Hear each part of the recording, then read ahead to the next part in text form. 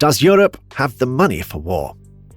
More than two-thirds of NATO countries now spend more than 2% of their GDP on weapons. US President Donald Trump says that this percentage should be at least 5% and that the United States will remain a part of NATO if partner countries adequately fund defense. However, the United States itself still spends about 3.4% of GDP on defense.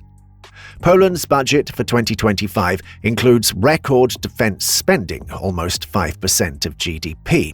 For comparison, Ukraine allocates 26.3% of its projected GDP for defense in 2025, which is 2.2 trillion hryvnias. So far, Western countries can afford to discuss this topic in a more or less calm atmosphere, as Russia is being deterred by the Ukrainian defense forces.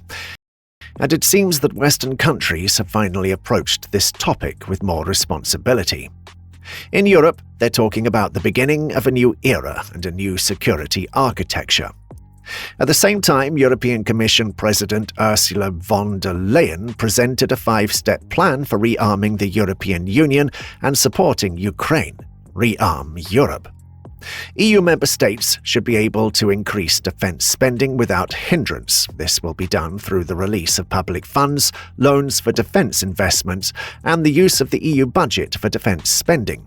The EU is ready to take responsibility. The European rearmament plan could mobilize around 800 billion euros in defense spending for a secure and resilient Europe. In his address to the nation, French President Emmanuel Macron said that given that Russia isn't interested in peace, it's becoming a threat to the whole of Europe, and the United States is now changing its position on supporting Ukraine. It would be madness to remain an observer, he said. He also did not rule out the defense of European countries by means of nuclear deterrence. NATO chief Mark Rutte said that supporting Ukraine and investing in its own defense will be cheaper than the costs that NATO will face if Russia wins. If Ukraine loses it, it will mean that within NATO we will no longer be talking about spending 3% of GDP on defense. Then we will be talking about the need to spend trillions of dollars to deter Russia.